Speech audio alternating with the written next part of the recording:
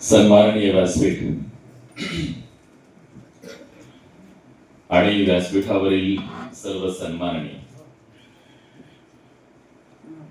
अकोले तालुका पत्रकार परिषद आणि अखिल भारतीय मराठी पत्रकार परिषद यांच्या माध्यमातून हा कार्यक्रम इथं होतोय पत्रकार दिनाच्या निमित्तानं। आणि मला आपल्या सगळ्यांच्या समोर बोलण्याची, माझं मनोगत व्यक्त करण्याची संधी दिली त्याबद्दल मी सुरुवातीलाच मनापासून आभार व्यक्त करतो। खरं तर ते व्याख्यान हा शब्द चुकीचा आहे असं मला वाटतं। मी काय व्याख्या द्यायला आलेलो नाही, कारण मी कुणापुढे द्यावं।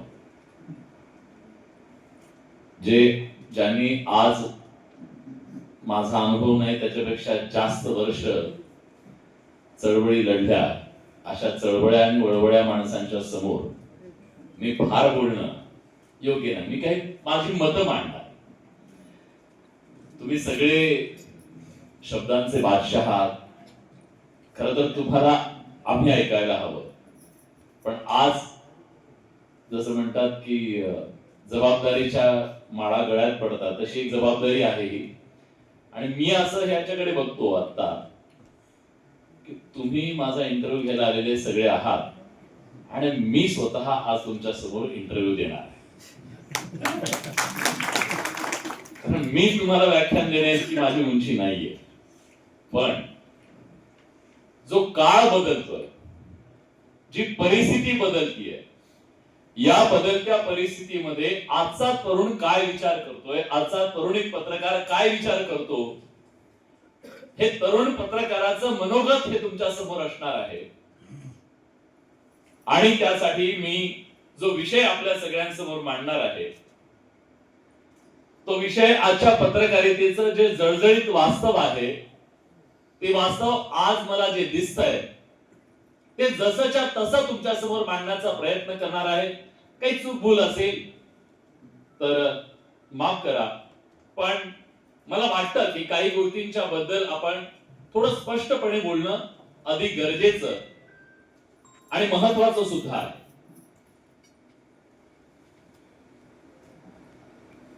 आज या व्यासपीठावरून माझ्या शब्दातून ज्यांना आपला आवाज वाटतो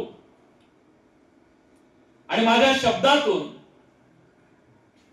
आपला आवाज शोधणाऱ्या सगळ्या मान्यवरांना मला एक गोष्ट सांगायची आहे।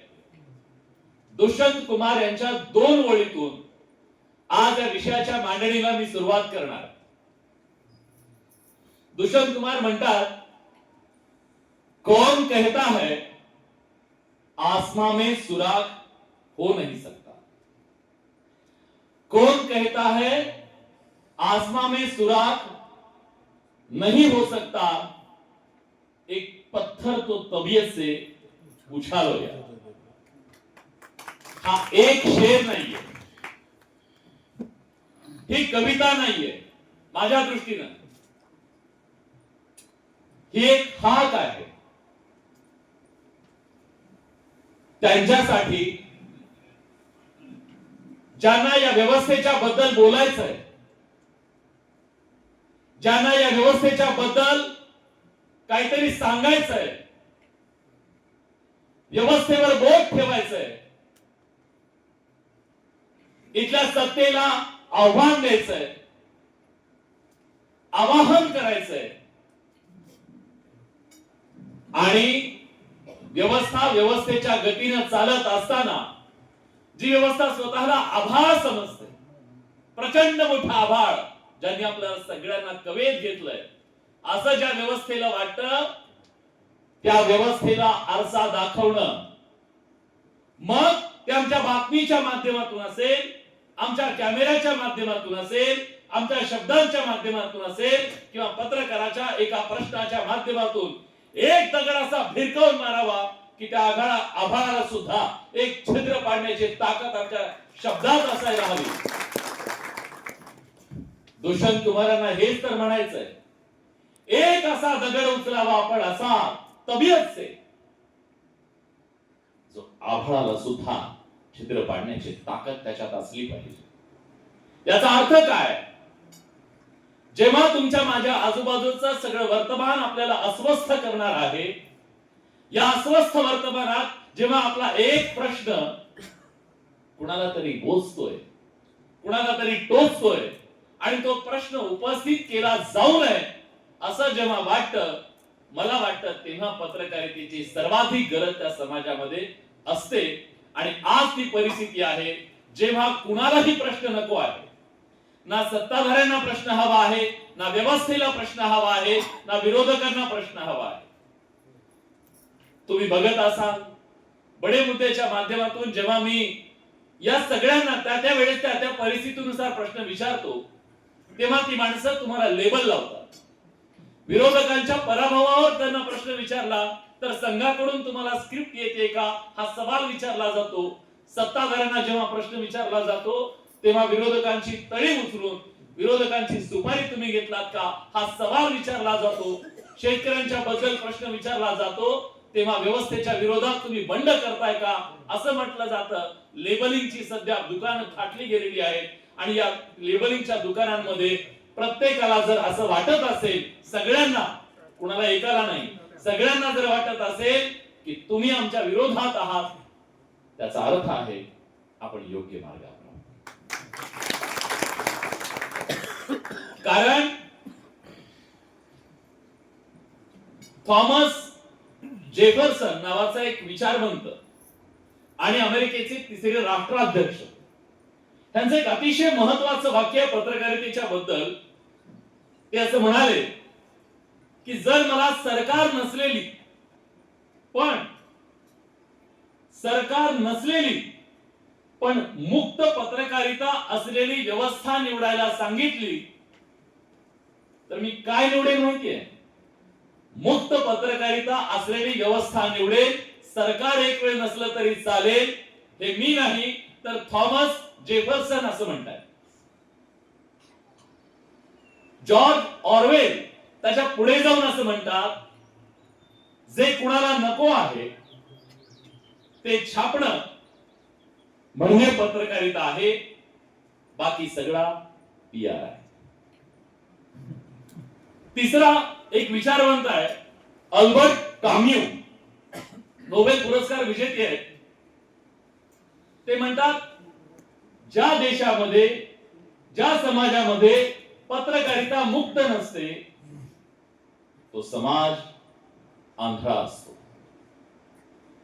मी ही तीन, या सगळ्या विद्वान लोकांची 3 वाक्य पत्रकारितेच्या बद्दलची सांगितल्यानंतर याचा अन्वयार्थ असा आहे की समाजातल्या लोकशाही मूल्यांची आणि इथल्या माणसांच्या मानवी हक्कांची जपवणूक करण्यासाठी सगळ्यात महत्वाची आहे ती पत्रकारिता. आणि ती पत्रकारिता मुक्त पत्रकारिता, पत्रकारिता नाही, PR पत्रकारिता पण असते, मुक्त पत्रकारिता. आणि ही मुक्त पत्रकारिता आज काळाची गरज आहे. त्यामुळे पत्रकारांनी व्यवस्थेला प्रश्न विचारत असताना मी हे कुणासाठी लिहितोय, मी जे लिहितोय, मी जे विचारतोय ते कुणासाठी लिहितोय? लोकांसाठी लिहितोय की लोकांवर लिहितोय? लोकांसाठी लिहितोय की लोकांवर लिहितोय? आणि सत्तेचा आरसा बनतोय की प्रश्नांवरचा पडदा बनतोय? हे पत्रकारांनी, आम्ही सगळ्यांनी विचारणं गरजेचं आहे. आणि म्हणून मी जेव्हा येतो, माझ्यावरती जेव्हा या पत्रकारितेची माझी सुरुवात झाली, तो काळ 2007 आणि 2008 आम्ही सगळे, माझ्या पिढीचे सगळे पत्रकार हे संक्रमणाच्या काळातले सगळ्यात महत्वाचे, मी असं म्हणेन की त्या पालखीचे भोई आहे, ज्यांनी वर्तमानपत्र, मॅगझिन, न्यूज चॅनल्स आणि त्या न्यूज चॅनल्सचा सगळा दबदबा, ब्रेकिंग न्यूजचा सगळा काळ, ते आज सोशल मीडियानं व्यापून टाकलेलं सगळं जग आणि AIच्या तंत्रज्ञानानं आज केलेली क्रांती, त्या सगळ्याच्या सांध्यावर आम्ही सगळेजण उभे आहोत.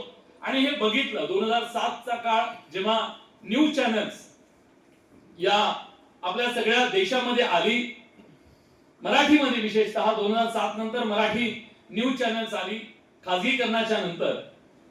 आणि या न्यूज चॅनलच्या मध्ये एक खूप मोठा बदल झाला. वर्तमानपत्राच्या बद्दल मी फार बोलणार नाही, कारण आपल्याला सगळी माहिती आहे. पण जेव्हा टीव्ही चॅनलच्या माध्यमातून पत्रकारिता घराघरात पोहोचली, ती अधिक ग्लॅमरस झाली. लोकांना अक्षरशः टीव्हीचं व्यसन लावण्याचं काम टीव्ही पत्रकारितेनं केलं. प्रेक्षक त्या पत्रकारितेवर आसक्त झाले, सवय लागली, व्यसन लागलं जणू काही. टीव्ही ऍडिक्ट असा समाज आपण बघितला. एक त्याच्यामध्ये नाविन्य होतं, लोकांना ते आवडलं, त्याचा वेग भावला आणि त्याच्यातला चकचकीतपणा भावला, त्याच्यातलं नाट्य, ह्या सगळ्या गोष्टी त्याच्यामध्ये होत्या. आणि सगळ्यात महत्वाचं म्हणजे टीव्ही इतका लोकप्रिय, टीव्ही पत्रकारिता इतकी लोकप्रिय होण्याचं एक कारण आहे, ते म्हणजे टीव्हीनं सगळे भेद मिटवले. ज्याला वाचता येतं तोही ती पत्रकारिता समजून घेऊ शकत होता. जो शिक्षित आहे त्याच्यासाठीही तिचं दार उघडं होतं, आणि ज्याला वाचता येत नाही त्याच्यासाठी सुद्धा तिचं दार उघडं होतं. गरीब श्रीमंत, शिक्षित निरक्षर, शहरी किंवा गावातला, तरुण वृद्ध, स्त्री पुरुष, अगदी लहान मुलं, असा कुठलाही भेद न पाळता सगळ्यांना आपल्यामध्ये सामावून घेण्याचं काम टीव्ही पत्रकारितेनं केलं. आणि त्यामुळे सगळ्यांचं भावविश्व जे आहे त्या टीव्हीच्या स्क्रीनवर दिसायला लागलं. म्हणून टीव्ही पत्रकारितेला खूप मोठ्या प्रमाणामध्ये एक जनाधार म्हणूया किंवा लोकांचं प्रेम मिळालं. आणि माझ्या पत्रकारितेची सुरुवात ही त्याच काळात झाली, संक्रमणाच्या काळामध्ये. पण माझे एक गुरु होते, इब्राहिम अफगाण म्हणून. त्यांनी मला एक मंत्र दिला होता. स्वाभाविक आहे, मी तरुण होतो, आताही मानतो, पण एक उत्साह असतो, ग्लॅमरचं आकर्षण असतं. आणि कधी एकदा जाऊन आपण कॅमेऱ्याच्या समोर उभं राहावं, जसं इतर तरुणांना वाटत होतं तसं मलाही वाटत होतं. त्याची पार्श्वभूमी काय होती? आमची जी जडणघडण झाली, आम्ही 90s वाले आहोत, आणि आम्ही 90s वाल्यांची जडणघडण जी आहे त्या जडणघडणीमध्ये मला वाटतं 70s ची काही आहे, पण 80s वाली पण आहे. आपल्या सगळ्यांच्या आयुष्यावर सिनेमाचा प्रचंड प्रभाव राहिलेला आहे, हे मान्य करावं लागेल. आणि त्या सिनेमानं कळत न कळत आपल्या आत जे पेरलं ना, ते फार महत्वाचं आहे. म्हणजे आपल्या गावोगाव बघा, मुलांच्या हेअरस्टाईल, त्यांचे कपडे, त्यांचं फॅशन, हे जसं वरकरणी दिसणार होतं तसं आतमध्ये आमच्या पिढीवरती काही संस्कार या सिनेमांनी दिले. आणि ते संस्कार असे होते की अमिताभ बच्चन एक गरिबीतून येतो, व्यवस्थेच्या अत्याचाराच्या विरोधात उभा राहतो आणि शेवटी तो जिंकतो.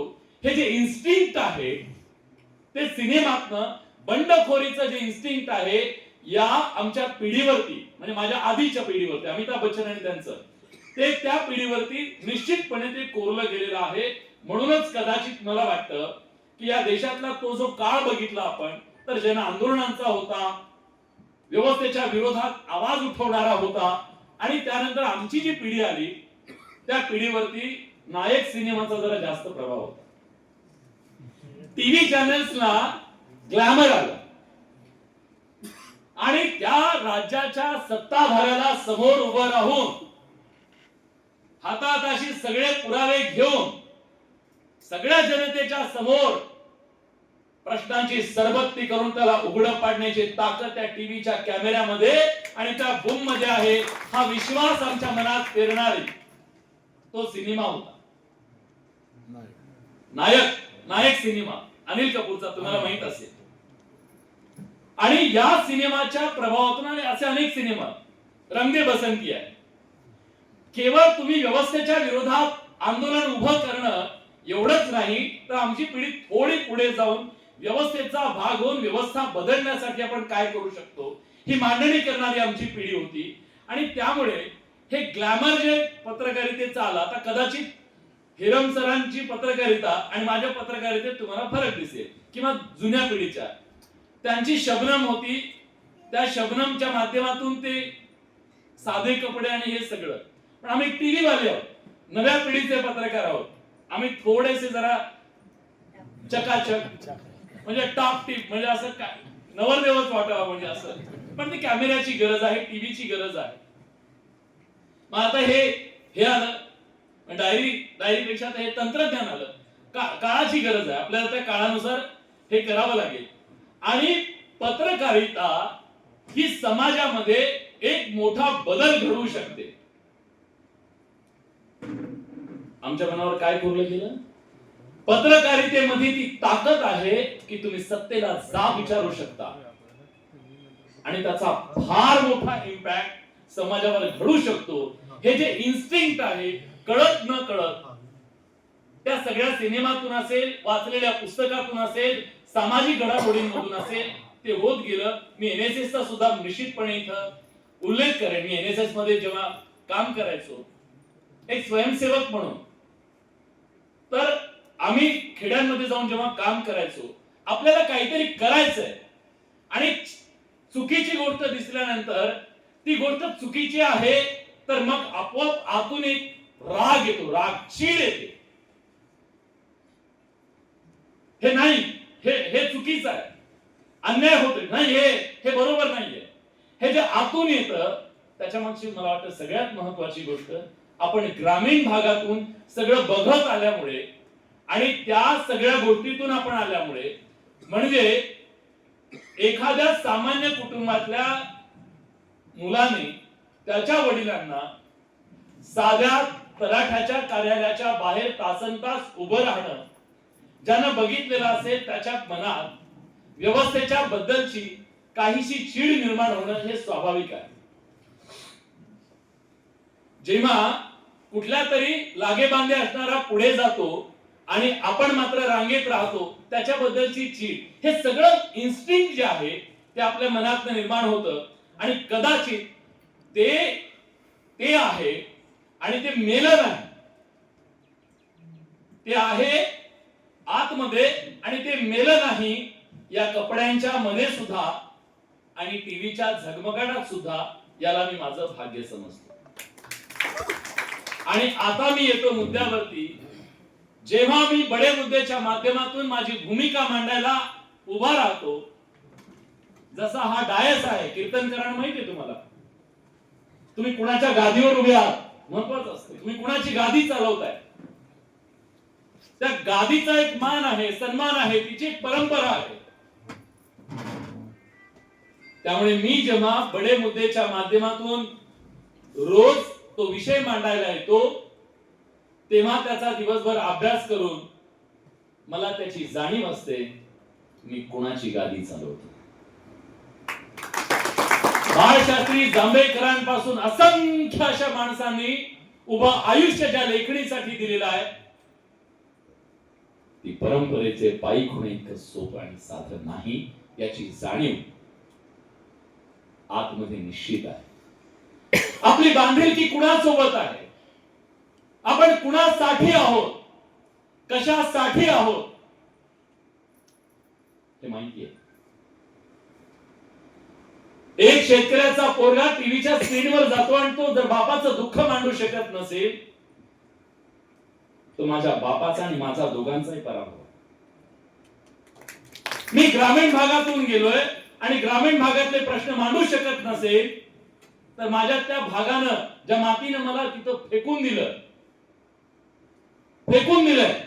आम्ही ग्रामीण भागातले पोरं शहरात विमानाने जात नाही, ती माती आम्हाला फेकून देते पोटासाठी. म्हणून ही माणसं तिथं जाऊन जेव्हा रुजतात, तेव्हा आपल्या मातीच्या बद्दल आपली भावना असणं यात वेगळं काही नाहीये. आणि ते सुद्धा एक इन्स्टिंक्ट आहे जेव्हा आपण ती मांडणी करत असतो. आणि या सगळ्या माध्यमातून आपल्या आतमधलं जे पत्रकारितेचं जे सत्व आहे, जे तत्व आहे, आपण पाळलं पाहिजे. आणि जी नीतिमत्ता आहे, त्या नीतिमत्तेला धक्का लागला नाही पाहिजे, ही गोष्ट सातत्यानं पाळणं आमच्या सगळ्या समोरची एक जबाबदारी आहे. आणि ती जबाबदारी मला वाटतं त्या गादीवर जेव्हा आपण उभे आहोत, ज्या गादीवरून प्रचंड मोठी परंपरा या महाराष्ट्रामध्ये पत्रकारितेची आहे. जर तिथं आपण चुकलो तर निश्चितपणे हा समाज, पुढच्या पिढ्या नालायक निघाल्या आणि आमच्या आधीच्या उद्या ज्या पिढ्या येतील, आमच्या आधीच्या पिढ्या नालायक निघाल्या असं म्हणायला मागे पुढे पाहणार नाही. ही क्रांती आहे का? क्रांती आहे. सर म्हणाले तसं फक्त बुरुज जरी आजच्या कसोटीच्या काळात बुरुज जरी धरून ठेवू शकलो तरी पुढची पिढी म्हणेल लायक तरी होता. नालायक म्हणण्यापेक्षा किमान लायक तरी होता, एवढं जरी त्यांनी म्हटलं तरी पुरेसं आहे. आता येतो आजच्या पत्रकारितेचं वास्तव काय आहे याची मांडणी करण्यासाठी. कारण मी हे आता का सांगितलं तर हे कुठून येतं हा प्रश्न अनेकदा विचारला जातो. भीती वाटत नाही का? पुण्यातल्या गुंडांना ज्या दिवशी उमेदवाऱ्या बहाल केल्या जात होत्या तेव्हा सत्तेला आणि त्या देणाऱ्यांना जहाल सवाल विचारून त्यांना सवाल विचारण्याची जी हिंमत येते, सैनिकाची आई जेव्हा त्याला सैन्यामध्ये पाठवते तेव्हा म्हणायचं का तुला भीती वाटत नाही का? सैनिकाला म्हणायचं का तुम्हाला भीती वाटत नाही का? ज्या दिवशी हा वसा घेतलेला आहे त्या दिवशी ठरलेला आहे तुम्हाला धमक्या येणार आहे, मार खावा लागणार आहे, तुम्हाला अनेक दबावातून पुढे जावं लागणार आहे. 2013 ला जात पंचायतीची स्टिंग ऑपरेशन करत असताना मार मार मारला, काय होतं? 4 दिवस सोड झाले, संपलं. लग्न थांबवायचं असतं का? धमक्या हा भाग आहे, पार्ट ऑफ लाईफ आहे, जॉब आहे, आपल्या कामाचा भाग आहे. पळणं थोडंच आहे. आणि सैनिकाला तसं त्यांचं, तुम्ही शिक्षक म्हणून तुम्ही तुमचं काम करताय, तुम्ही जे काही आपण जे निवडलंय आयुष्यामध्ये ते काम करत असताना त्या सगळ्या धोक्यांची कल्पना आपल्याला असतेच ना. कोण घरी येऊन बसलं होतं येऊन पत्रकारिता करणं? जर आपल्याला ते करायचंय तर निश्चितपणे त्याची तयारी ठेवली पाहिजे, हे माझं स्पष्ट मत आहे. आणि बायकोला मी नेहमी सांगत असतो, झाडाची फांदी पडून सुद्धा माणसं मरत आहेत, बरोबर आहे? विधिलिखित कुणाचं काय, कुणी परमनंट आहे नाही. तिला स्पष्ट एक गोष्ट सांगतो, 2 मुली आहेत मला.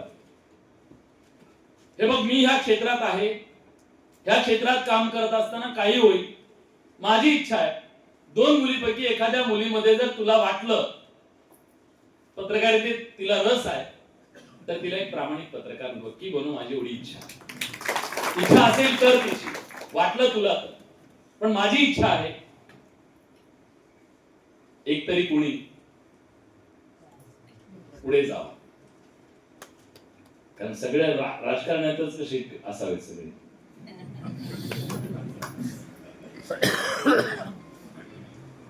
पण आजच्या पत्रकारितेचं जेव्हा वास्तव आज मी तुमच्या समोर मांडणार आहे ते काही फार अभिमानास्पद आहे असं अजिबात नाही. कठीण काळ आहे अनेक अर्थाने. तंत्रज्ञानाच्या पातळीवर सुद्धा, सामाजिक पातळीवर सुद्धा, राजकीय पातळीवर सुद्धा आणि सगळ्याच पातळ्यांवर पत्रकारिता जी प्रवास करते तिच्या समोर अनेक आव्हानं आहेत. आणि पत्रकारिता एका संक्रमणाच्या आणि संकटाच्या काळातून जातीये हे सांगायला मला अजिबात काही वावगं वाटत नाहीये. ते का आहे हे थोडस तुम्हाला समजून सांगतो. आजची पत्रकारिता ही ध्रुवीकरणवादी झाली, ध्रुवीकरणाची झाली. साधारणपणे आमच्या पत्रकारांमध्ये 2 टोकं आपल्याला दिसत आहेत. एक या टोकाच्या ध्रुवावरती उभं राहून आणि एक या टोकाच्या ध्रुवावर उभं राहून पत्रकारिता केली जातीये. साधारणपणे आम्हाला पत्रकारिता करत असताना असं सांगितलं की आपण कुणाच्या बाजूनं उभं राहणं, बाजूनं म्हणजे शेतकऱ्यांच्या आणि आपण म्हणून गरिबांच्या असेल, वंचितांच्या असेल ती बाजू नाही. राजकीय विचारधारांच्या डाव्या किंवा अतिशय उजव्या दोन्ही बाजूंनी उभं राहून पत्रकारिता केली तर मला वाटतं की ते पत्रकारितेसाठी हे ध्रुवीकरण जे आहे पत्रकारितेचं ते योग्य नाहीये. चौथ्या खांबानं तटस्थ राहून मांडणी करायला हवी. कार्यकर्त्यांनी असेल, जे नेते डाव्या चळवळीतल्यांनी तटस्थ राहू नये, उजव्या चळवळीतल्यांनी तटस्थ राहू नये, त्यांनी त्यांची भूमिका मांडावी. पण पत्रकारांनी एक्स्ट्रीम डावे आणि एक्स्ट्रीम राईट विंग म्हणजे त्यांच्या पत्रकारांना सुद्धा कॉम्प्लेक्स यावा. भाजपच्या प्रवक्त्यांना सुद्धा वाटावं की अरे हे मी नाही चांगलं मांडू शकलो, इतकं पत्रकारांनी मांडू नये. डाव्या चळवळीतल्या सुद्धा कार्यकर्ते आहेत ना, त्यांनी वसा घेतलाय ना. तो हे माझं मत आहे, चुकीचं असू शकतं, कुणाला पटू शकत नाही. पण मी माझा कार्यक्रम करतो, माझं काम आहे चर्चा घडवून आणणं तटस्थपणे, दोघांना समान वेळ देणं, कुणाची एक तळी उचलून धरून दुसऱ्याला झोडपत राहणं नाही. मी तिथं त्यांच्या भूमिका मांडायला माणसं बोलवली आहेत ना, त्यांनी त्यांची भूमिका मांडावी. पण त्याच्यामध्ये चूक कोण आहे, बरोबर कोण आहे, याच्यामध्ये जो बॅलन्स आहे तो बॅलन्स साधत चर्चा घडवणं पत्रकारांचं काम आहे असं मला वाटतं. आणि त्यामुळे जो राजकीय ध्रुवीकरण पत्रकारांमध्ये होत आहे ते ध्रुवीकरण टाळणं अतिशय गरजेचं आहे. आता तुम्ही जर बघत असाल सोशल मीडियावरती वेगवेगळे जे पत्रकार आता आपली स्वतःची पत्रकारिता करतायत, त्या पत्रकारांनी जणू काही एक विंग निवडलेली आहे आणि त्या विंगच्या माध्यमातून ते स्पष्टपणे सांगतात की आम्ही ह्या विंगचे आहोत, आम्ही ह्या विंगचे आहोत. आणि त्यामुळे ते करतायत. हे यामुळे असं होत आहे की पत्रकार जो असतो त्या पत्रकाराकडे बघण्याचा दृष्टिकोन लोकांचा बदलतोय. म्हणजे या चॅनेलवरती या विचारधारेचेच व्हिडिओ पाहायला मिळतील, या चॅनेलवरती ह्या पत्रकार याच बद्दल बोलेल, असं ज्या दिवशी प्रेडिक्टेबल होईल ना, बघा पटतंय का तुम्हाला? जर प्रेडिक्टेबल राजकीय पक्षाची ती वर्तमानपत्र असेल, मुखपत्र असेल तर एक वेगळी गोष्ट आहे. पण त्रयस्थ पद्धतीने मांडणी करत असताना पत्रकारांनी तटस्थ असावं असं मला वाटतं. आणि ही तटस्थता सध्या धोक्यात आहे. हे जे ध्रुवीकरण होतंय ते थोडंसं पक्षपाती होताना दिसतंय आणि ते पक्षपाती पत्रकारितेच्या दृष्टीनं निश्चितपणे एक चुकीची बाब आहे असं मला वाटतं. दुसरं, पत्रकारितेवर सध्या एक आर्थिक दबाव प्रचंड मोठ्या प्रमाणात आहे. हा आर्थिक दबाव कशाचा आहे, कसा आहे ते थोडंसं सांगतो तुम्हाला. सगळी वर्तमानपत्र चालतात ती जाहिरातीच्या माध्यमातून चालतात. त्याचं एक वेगळं अर्थकारण आहे आणि हे अर्थकारण प्रभावित करणं वेगवेगळ्या माध्यमातून हे सुरू आहे. त्यामुळे पत्रकारिता ही अर्थकारणावर अवलंबून आहे. अर्थकारणाशिवाय पत्रकारिता चालू शकत नाही. त्यामुळे अर्थकारण प्रभावित करून पत्रकारिता प्रभावित करणं हे आजच्या पत्रकारितेच्या समोरचं एक मोठं आव्हान आहे. दुसरं आर्थिक आव्हान हे सुद्धा आहे की वर्तमानपत्रांना मिळणाऱ्या जाहिरातींचा ओघ हा टीव्ही कडे पहिल्यांदा शिफ्ट झाला. कोरोनाच्या नंतर आज प्रिंट मीडिया म्हणजे अनेक मॅगझिन्स आपले मराठीतले असतील किंवा हिंदी मॅगझिन्स असतील, इंग्लिश मॅगझिन्स असतील, जी शोध पत्रकारिता करायची, शोध पत्रकारितेनंतरही ती पत्रकारिता हळूहळू हळूहळू लोप पावते. कारण अर्थकारण त्यांचं कोलमडलं, त्यांचं बजेट कोलमडलं आणि त्या सगळ्याचा फटका हा सुरुवातीला प्रिंटला बसला आणि प्रिंटला बसल्याच्या नंतर तो जो रेव्हेन्यू आहे, जाहिरातींचा खूप मोठा वाटा हा टीव्ही कडे गेला आणि आता टीव्हीच्या समोर एक मोठं आर्थिक संकट उभं राहिलेलं आहे. कारण रेव्हेन्यू खूप मोठ्या प्रमाणामध्ये आता तो डिजिटल प्लॅटफॉर्म कडे चालला आणि डिजिटल प्लॅटफॉर्मवर सुद्धा जी वर्तमानपत्र आहेत ते डिजिटल प्लॅटफॉर्मवर आली. पण डिजिटल प्लॅटफॉर्मवर आलेल्या वर्तमानपत्रांना सध्या प्रमोट केलं जात नाही. कारण यामध्ये ज्या मल्टीनॅशनल कंपन्या मोठ्या मेटा सारख्या, ह्या ज्या त्यानंतर गुगल तुमचं युट्यूब आहे, ह्या कंपन्या खूप मोठ्या प्रमाणात रेव्हेन्यू स्वतःकडे ठेवून घेतात आणि काही रेव्हेन्यू हा वर्तमानपत्रांना किंवा त्यांच्या वेबसाईट्सना देत आहे. त्यामुळे त्यांचं अर्थकारण हे तिसऱ्यावर अवलंबून आहे. मोठा फायदा जो आहे म्हणजे बाजारात शेतकऱ्यांचं जसं असतं ना तसंच झालंय, पिकवायचं त्याने आणि फायदा व्यापाऱ्याने घ्यायचा जास्तीत जास्त. अगदी तशाच पद्धतीनं हे जे आंतरराष्ट्रीय व्यापारी आहेत, सोशल मीडिया चालवणाऱ्या बड्या मल्टीनॅशनल कंपन्या आहेत, त्यांच्याकडे खूप मोठा रेव्हेन्यू, म्हणजे आपण प्रेक्षक म्हणून जेव्हा ती बातमी बघतो त्याच्यातून जो जाहिरातीचा वाटा येतो तो वाटा मल्टीनॅशनल कंपन्यांकडे जास्त जातोय आणि इथल्या जे प्रकाशक आहे, ज्या वृत्तसंस्था आहेत, त्यांना तो मिळत नाहीये. त्यामुळे एक मोठं आर्थिक संकट वर्तमानपत्र असतील, न्यूज चॅनल्स असतील, या सगळ्यांच्या समोर निर्माण झालेला आहे. त्यामुळे हा एक प्रकारचा आर्थिक दबाव जो आहे तो निर्माण झालाय आणि या आर्थिक दबावातून निर्माण झाली आहे स्पर्धा. या आर्थिक दबाव, कारण सर्व्हाइव्ह करायचंय तुम्हाला, तर हे सर्व्हाइव्ह करत असताना एक प्रचंड मोठा दबाव सध्या निर्माण झालाय. तो दबाव आहे जास्तीत जास्त व्ह्यूज मिळवण्याचा, जास्तीत जास्त पैसा उभा करण्याचा, रेव्हेन्यू उभा करण्याचा आणि इतरांच्या पुढे जाण्याचा. जशी ब्रेकिंग न्यूजची एक लाट आली, टीव्ही नवीन आला, आता ते ब्रेकिंग न्यूजची लाट थांबलेली आहे आणि अर्थकारण कॉन्टेंटवर कसा परिणाम करतोय ते थोडंसं तुम्हाला सांगतो. म्हणजे अल्टिमेटली हा जो आर्थिक दबाव आहे, तो आर्थिक दबाव हे ते कोलमडले पण हे पुन्हा वाचकांवर, इथल्या नागरिकांवर परिणाम कसं करते ते सांगते. फसवणूक कशी करते.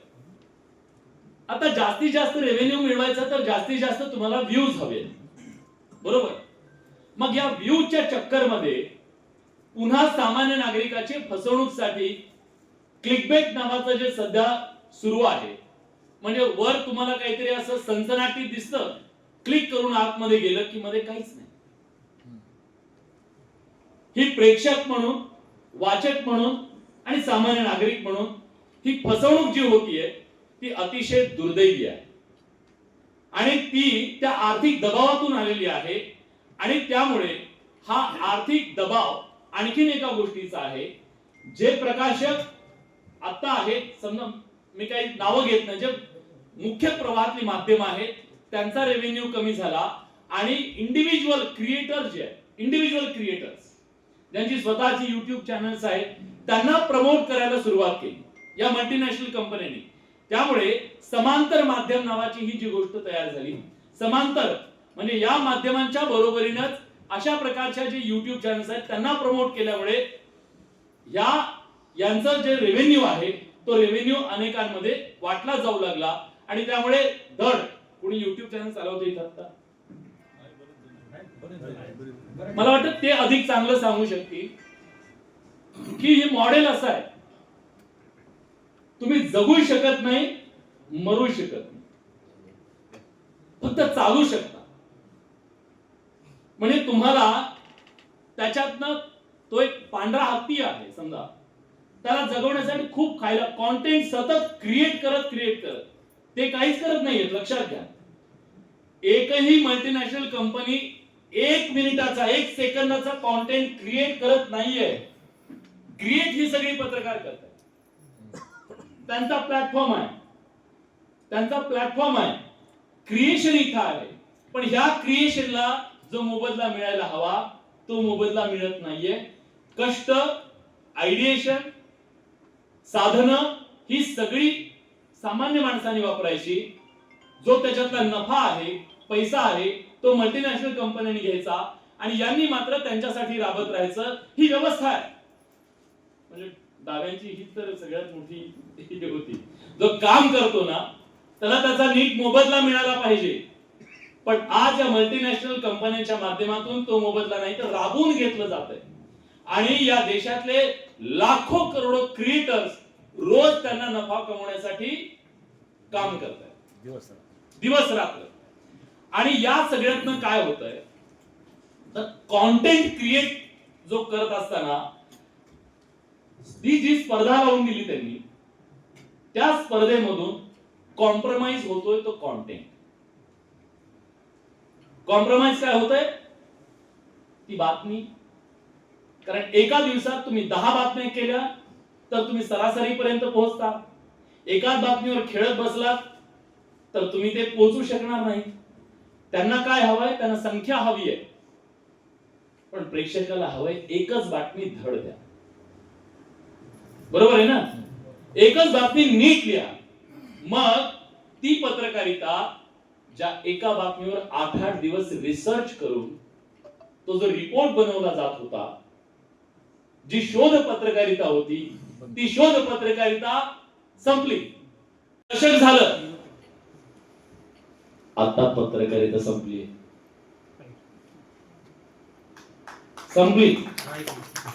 रिपोर्टर संपले.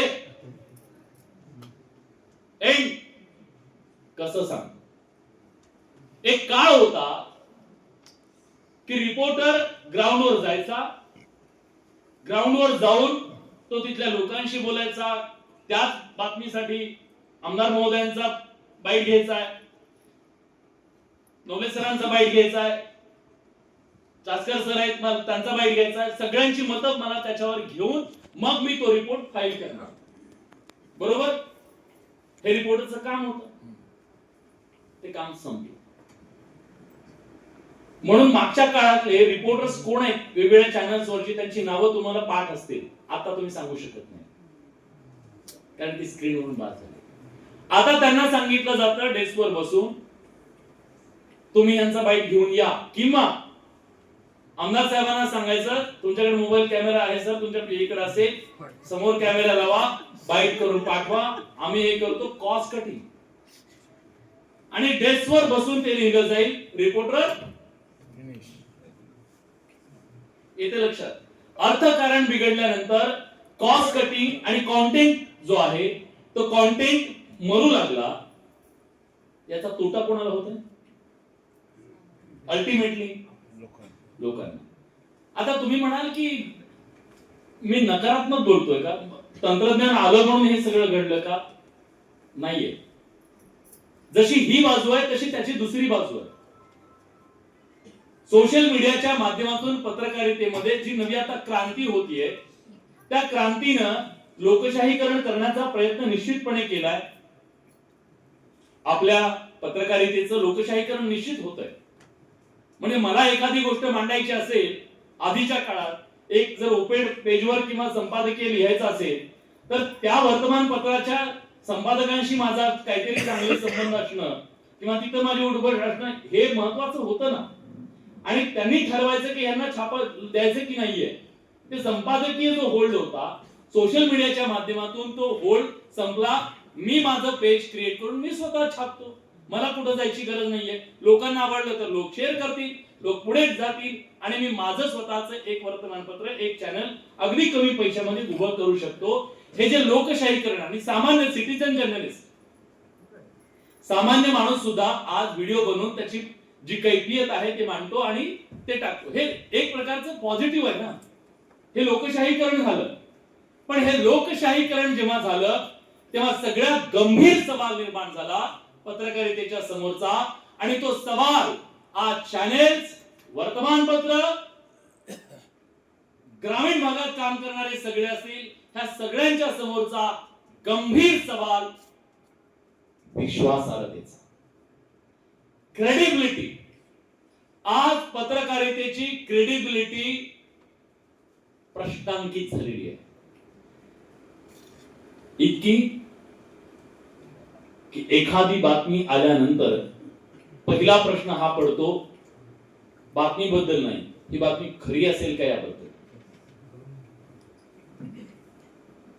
तुम्ही करता? मी चुकीचं बोलत असेल तर मला सांगा. आम्ही वरून बघत असतो तर तुम्ही खाली सांगा. एखादी बातमी तुम्ही वाचल्यानंतर पटकन विश्वास किती जण ठेवतात? हा जो क्रायसिस आहे, हा विश्वासार्हतेचा क्रायसिस पत्रकारितेच्या समोरचं सगळ्यात मोठं आजच्या काळातलं आव्हान आहे. कारण झालंय असं, एका बाजूला सोशल मीडियाच्या माध्यमातून पत्रकारितेचं लोकशाहीकरण झालं, हे मान्य आहे. पण त्याचबरोबर एक अतिशय गंभीर गोष्ट घडली. फेक न्यूज आणि अजेंड्यानं या सगळ्याचा ताबा घेतला. ताबा. त्यामुळे खरं काय आणि खोटं काय, एआय ने बनवलेलं काय, डीप फेक काय आणि सत्य काय, याच्यातली जी सीमारेषा आहे ती अतिशय धूसर झाली.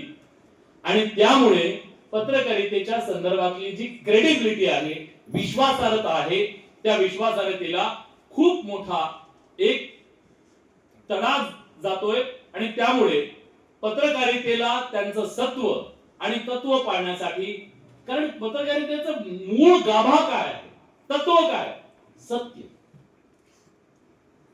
सत्य. आता जर अजेंडा असेल त्याला सत्य म्हणून तुमच्या ताटात वाढलं जातंय आणि त्यासाठी पुन्हा पत्रकारांचाच वापर केला जातो, हे पण आहे ना. म्हणजे मी कुणाचा तरी अजेंडा चालवतोय तर मला सुद्धा वापरलं जातंय. मग सामान्य नागरिकांना विश्वास कुणावर ठेवायचा आहे ना सवाल. मग पत्रकारिता इतकी प्रश्नांकित होण्यामागचं कारण काय आहे, तर लोकांना आज अजेंडा, पेड न्यूज आणि फेक न्यूज याच्यातलं अंतर कळेनासं झालं. आणि त्यामुळे ज्या वर्तमानपत्रामध्ये छापून आलेली बातमी म्हणजे अंतिम आहे, हे खरंच आहे असं वाटणारा आपला समाज होता ना, तुम्ही सगळे होता. पण आज तसं वाटत नाही. म्हणजे किमान सकाळचं वर्तमानपत्र संध्याकाळी शिळं व्हायचं असं म्हटलं जातं. आता ते सकाळी आल्या आल्या शिळं वाटत असेल, प्रॉब्लेम आहे. तर पत्रकारितेच्या समोरचं हे खूप महत्वाचं एक विश्वासार्हतेचं संकट आहे आणि भविष्यामध्ये त्याच्याबद्दल निश्चितपणे पत्रकारांना पुन्हा तिकडे जावं लागेल, ही क्रेडिबिलिटी पुन्हा मिळवावी लागेल. म्हणून कदाचित विलास बडेला ग्राउंडवर उतरावं लागतं. आणि पुढच्या काळात आम्हा पत्रकारांची जबाबदारी अधिक वाढलेली दिसेल आणि ह्या सगळ्या अर्थकारण करणारे जे आहेत त्यांना हे सांगावं लागेल, जनतेचे प्रश्न, सामान्य माणसाच्या वेदना जोपर्यंत चॅनेलवरती ठसठशीतपणे दिसणार नाही, माझं वैयक्तिक मत आहे, ते ऐकतील की नाही माहित नाही, तोपर्यंत पत्रकारितेची विश्वासार्हता पुन्हा येऊ शकत नाही. सामान्य माणूसच पत्रकारितेला त्याची विश्वासार्हता परत देऊ शकेल आणि ती मिळवण्यासाठी आम्हाला अहोरात्र काम करावं लागणार आहे. आणि एक आहे, मला आश्चर्य या गोष्टीचं आहे बघा,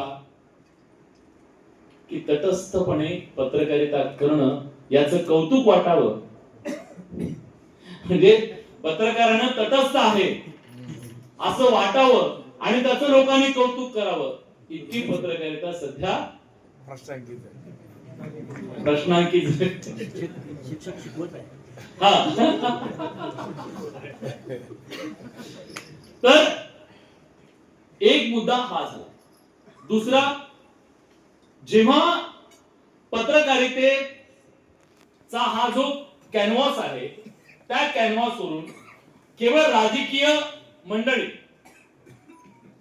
त्याने हे म्हटलं त्याने हे म्हटलं, सकाळी हा उठला दुपारी हा उठला, दोघांच्या टू विंडो वर्सेस त्याच्यात थोडा मसाला आणि दिवस निघाला. बरोबर, इकडे एक दाढीवाला बसवला, इकडे एक भगवा बसवला, त्याने ह्याला शिव्या, त्याने ह्याला शिव्या. अँकरनं म्हणायचं ओ देखो क्या बोल रहा है, ओ देखो क्या बोल रहा है. दोघांनी हे करायचं, जाताना सगळ्यांनी टाळ्या, लोकांनी पण काय भांडले म्हणून डिबेट. हे आम्हाला बदलावं लागेल. आणि मी एक शब्द देतो तुम्हाला, गेल्या काही दिवसातल्या ज्या गोष्टी करतोय त्या अभिमानानं मला तुम्हाला सांगायचं. कालचा डिबेट तुम्ही बघितला असेल, तेव्हा दोन राष्ट्रवादीचे प्रवक्ते एकमेकांच्या विरोधात बोलायला लागले आणि त्यांचा आवाज वाढला. मी त्यांना नम्रपणे सांगितलं, जर राजकीय नेत्यांच्या शपथविधीच्या घाईबद्दल सामान्य माणसाच्या मनात ते रुजलेलं नसेल तर मला वाटतं की माझ्या डिबेटमध्ये भांडणं करून तिसऱ्या दिवशी भांडणं लावणं मला पटत नाही. आणि पुढचे काही दिवस मुळात मला भांडणं लावणं झुंजवणं नाही. त्यामुळे परवा मी एक गोष्ट केली, हिंदी वेगळा आहे, मराठी वेगळा आहे. मराठी माणसं हिंदीवाल्यांचं जे चालतं मराठीत नाही चालत हे, आणि त्याला साधार लागतं, आकडे लागतात असं सांगून नाही चालत. महानगरपालिका निवडणुकांच्या निकालाच्या नंतर MIM पक्षानं खूप मोठ्या प्रमाणामध्ये मुसंडी मारली महाराष्ट्रात. त्यामुळे सगळ्यात हॉट वेळ किती आहे सांगा म्हणजे मला ते भरपूर आहे. नाही, पुढचं काय अडचण काय असेल तर. हा? आम्ही तुमच्यासाठीच आलो. साधारणपणे एक सोपा चमचमीत मसालेदार डिबेट शो काय होऊ शकतो? MIM हिंदुत्ववादी दोन बसवायचे आणि झंगडपकड सुरू करून बघा म्हणून हे होऊ शकलं असतं. पण आम्ही केलं, 5 ला 5 मुस्लिम पाहुणे आणले, 3 पुरोगामी विचारांचे, एक MIM आणि एक दुसरा, 5ही मुस्लिम आणून त्यांनी मंथन करायचं. हिरवा करणार याच्यावर नाही, अतिरेकी भूमिका घेणाऱ्या, धार्मिक भूमिका घेणाऱ्या राजकीय पक्षांचं महत्व जर वाढलं, त्यांचा जनाधार वाढला, तर सामाजिक दृष्ट्या महाराष्ट्रासाठी ते किती योग्य असेल आणि लोक का स्वीकारतायत याच्याबद्दलचं मंथन. आणि मी सांगतो, महाराष्ट्राला ते आवडलं. कालचे TRPचे आकडे हातात आहेत. आम्हाला प्रत्येक गुरुवारी परीक्षेला सामोरं जावं लागतं. कुठलाही प्रयोग केला तर असं सांगितलं जातं त्याला विमर्शित आहे. लोकांना आवडतं का? लोकांना हे आवडतं म्हणून गेली काही वर्ष जे सातत्यानं तुमच्या ताटात वाढलं जात आहे ते खोटं आहे हे ठरवण्याचा सातत्यानं आमचा प्रयत्न आहे. माझं महाराष्ट्रातल्या जनतेला हे आव्हान आहे, हे वेगळे जे प्रयोग होतील, जे वेगळे विषय मांडले जातील, पत्रकारितेच्या या प्रयोगांना सामान्य माणसानं दाद दिली तर मला वाटतं पत्रकारितेचं चित्र बदलण्याची ताकद तुमच्या हातात आहे. आम्ही हे खपवून घेणार नाही, आम्हाला हे चालणार नाही. हा सामान्य माणसाचा दबावगट जर निर्माण झाला पत्रकारितेत, तर पत्रकारितेला सुद्धा त्यांचा विचार करावा लागेल आणि त्यांचा नाच बंद करावा लागेल. शेवटी प्रेक्षकांशिवाय चॅनल नसतं. प्रेक्षक हा सगळ्यात महत्वाचा आहे. आणि जेव्हा जेव्हा विषयाची मांडणी आम्ही करण्याचा प्रयत्न करतो तेव्हा सामान्य माणूस हाच केंद्रित आहे. राजकीय पक्ष केंद्रित धरून जर मांडणी करायला लागलो तर सामान्य माणसापासून तुमचा चॅनल तुटेल. आज सामान्य माणूस जेव्हा भेटतो तेव्हा त्याच्या डोळ्यात जेव्हा पाणी येतं, बोलतो म्हणून. आज तुम्ही एवढं बोललात, आजच्या पत्रकारितेमध्ये मी काहीच केलं नाही, काही वेगळं केलेलं नाही, काहीच नाही. आमच्या आधीच्या पिढ्यानं जे केलं ना, काहीच नाही, फक्त थिल्लरपणा केला नाही. तर तुम्ही कौतुक करताय. आम्ही फक्त थिल्लरपणा सोडून दिला ना तरी पुरेसा. हा महाराष्ट्र एवढा दिलदार आहे, तो निस्सीम प्रेम करेल, तो TRP देईल, तो व्ह्यूज देईल. हा महाराष्ट्र वेगळा आहे. हा महाराष्ट्र हिंदी बेल्ट सारखा नाहीये. हा प्रगल्भ आहे, हा विचारी आहे, हा सामंजस्य आहे. हा महाराष्ट्र सगळ्यांना सोबत घेऊन चालणारा आहे, भिंती उभ्या करणारा नाहीये. मग त्या जातीच्या असेल, धर्माच्या असेल किंवा विचारांच्या असेल, इथं हा महाराष्ट्र कर्तृत्वाला सलाम करणार. या महाराष्ट्रानं स्वर्गीय बाळासाहेब ठाकरे यांच्यावर निस्सीम प्रेम केलं. कदाचित त्यांचा पक्ष या महाराष्ट्रामध्ये कधी स्वतःच्या बळावरती सत्तेत जाऊ शकला नसेल, एकट्याच्या बळावर. स्वर्गीय विलासराव देशमुख, स्वर्गीय गोपीनाथ मुंडे, आबा, आता अजितदादा. महाराष्ट्रानं जातीपातीच्या, धर्माच्या, पक्षाच्या, विचारांच्या पलीकडे जाऊन प्रेम केलं, कारण हा माणूस कर्तृत्वावर प्रेम करणारा आहे. हे महाराष्ट्राचं वेगळेपण आमच्या पत्रकारितेने जर समजून घेतलं नाही आणि काळानुसार बदलतोय, तंत्रज्ञान बदललंय, हे असंच चालतं, हे ग्लॅमर आहे, हे असंच चालवावं लागेल, मार्केटची गरज आहे, असं सांगून जर आम्ही पत्रकारिता करत गेलो, आम्ही तुमच्यापासून तुटून जाऊ आणि आम्ही तुमच्यापासून तुटून गेलो तर आम्ही काय मरणार नाही. फक्त आम्ही न्यूज चॅनल नाही, एंटरटेनमेंट चॅनल, बरोबर. आणि पत्रकार जे आहेत ते मनोरंजन करणारे कलाकार. कदाचित माझ्या सहकाऱ्यांना कोणाला हे नाही आवडणार, पण आम्ही पत्रकारिता सोडली तर आम्ही न्यूज चॅनल राहणार नाही. आणि कशाला राहायचं? मनोरंजन केल्यावर मनोरंजनच होणार. त्यामुळे मनोरंजनाच्या पातळीच्या पलीकडे जाऊन सामान्य माणसाशी जोडून घेणं हे आमच्या समोरचं सगळ्यात मोठं आव्हान आहे. सत्य मांडणाऱ्या पत्रकारांना सुद्धा आज ज्या परिस्थितीचा सामना करावा लागतोय त्यावेळी सुद्धा तुम्ही सामान्य माणसानं त्यांच्या पाठीशी उभं राहणं तितकंच गरजेचं आहे. सत्य मांडत असताना तुम्हाला जीवानिशी जावं लागतं. सत्य मांडण्याची किंमत पत्रकाराला मोजावी लागते. आज साधा ट्रॅक्टरवाला वाळू उपटणारा सुद्धा तुमच्या जीवावर उठून जो कलेक्टरला खाली चिरडायला मागे पुढे घाबरत नाही, तो आमच्या बोमला घाबरेल का? इथल्या व्यवस्थेची जबाबदारी असेल सत्य मांडणाऱ्याच्या पाठीशी उभं राहणं. इथल्या व्यवस्थेची, सामाजिक व्यवस्थेची, सामान्य माणसाची जबाबदारी असेल. एखादा पत्रकार जीवानीशी गेला ना तर समाजातून सुद्धा आक्रोश उभा राहिला पाहिजे. कारण त्याचं घर उघड्यावरती पडलेलं आहे. त्याने किंमत मोजली आहे समाजासाठी, त्याने किंमत मोजली आहे सत्यासाठी. समाज म्हणून सुद्धा आम्हाला त्याला पदरात घ्यावं, त्याचं कुटुंब पदरात घ्यावं लागेल. तर उद्या कुठलाही पत्रकार जीव द्यायला सुद्धा घाबरणार नाही. कारण प्रत्येकाला भीती आहे.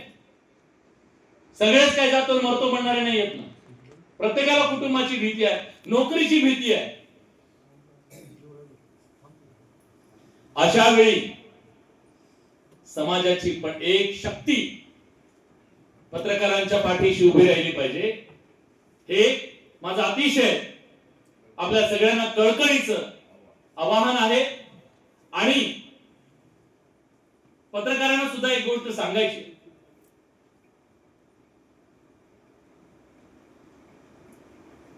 आपली भीती वाटली नाही पाहिजे लोकांना, आपला आदर वाटला पाहिजे लोकांना.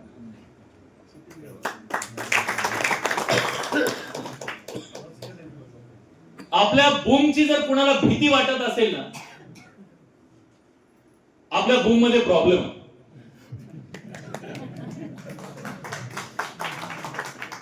नाही, मी खरं सांगतो. राजकीय पक्षांना, राजकीय नेत्यांना आपल्याबद्दल आदर वाटला पाहिजे. एका पाकिटाचे धनी जर वाटलो ना, संपलं.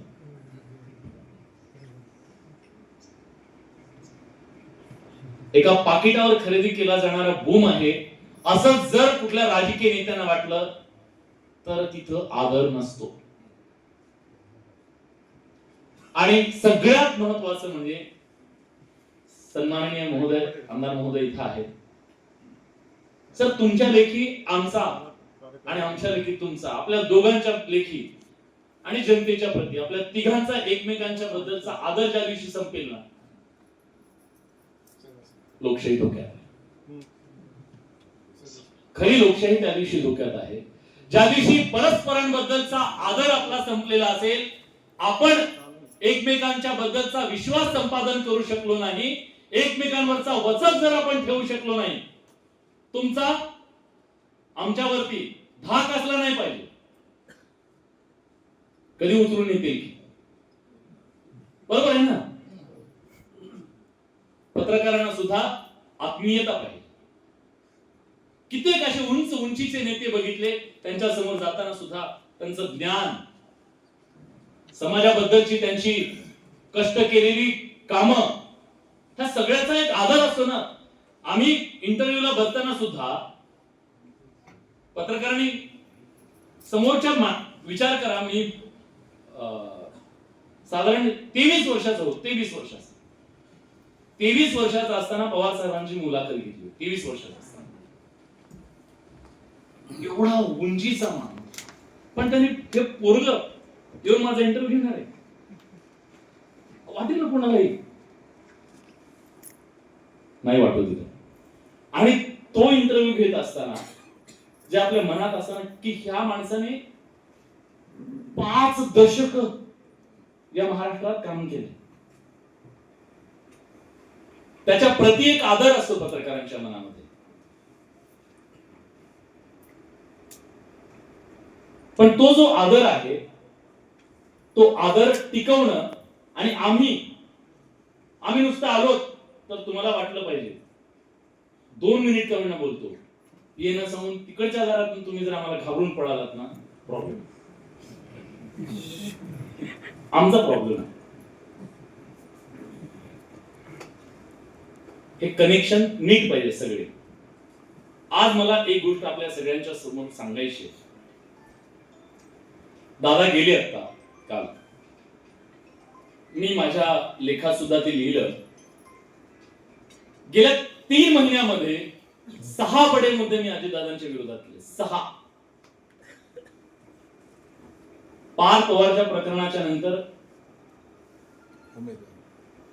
गुंडांना गेलेल्या उमेदवारीच्या नंतर त्यांच्यावर अतिशय तिखट शब्दामध्ये टीका केली. पण त्या भादराने एक फोन केला नाही हो, एक फोन नाही केला, किंवा समोर गेल्यानंतर असं म्हटलं नाही विलासजी असं काम. राजकीय नेत्यांच्या मनात सहनशीलता असणं खूप गरजेचं आहे. आणि ही सहनशीलता राजकीय नेतृत्वाची संपत झाली आहे. आमच्या पत्रकारांच्या समोरचं हे सगळ्यात मोठं आव्हान आहे. कारण टीका करणं, आमची टीका ही पूर्वग्रह दूषित असली नाही पाहिजे. ती टीका तत्वाची असली पाहिजे. ती टीका अभिनिवेशातून नसली पाहिजे, राजकीय भूमिकेतून नसली पाहिजे. टीका समाजाच्या हिताची असली पाहिजे. आणि जेव्हा आम्ही तुमच्यावरती टीका करू अशा प्रकारची, तेव्हा तुम्ही त्याच्याकडे या व्यवस्थेतलं ते त्यांचं काम आहे असं म्हणून पाहिलं पाहिजे. हा कार्यक्रम जोपर्यंत आपल्याला संधी आहे तोपर्यंत बिनधास्त. माझा शब्द आहे तुम्हाला सगळ्यांना. बंद पडेल त्या दिवशी बंद पडेल का त्याला काय मीटर कधी बंद पडू शकतो कुणाचं आयुष्यात ते काय हे आहे का? त्याची चिंता नाही, कसलीच चिंता नाही. पण चला लोकांनी म्हटलं पाहिजे. कालचा शेवटचा पण त्यानं नीट केला पाहिजे. बस. आणि सुचवत राहा. कठीण आहे म्हणून रडत बसणं खूप सोपं आहे. कठीण आहे म्हणून रडत बसणं खूप सोपं आहे. पण चला एक दगड उचलणं जरा अवघड आहे. पण अवघड आहे म्हणून तर मजा आहे. उचलत राहू, दगड भिरकवत राहू आणि आभाळाला छिद्र पाडत राहू. आज अमोलजी तुमच्यामुळे मला या इतक्या विद्वान लोकांच्या समोर माझं ज्ञान पाजळण्याची संधी मिळाली.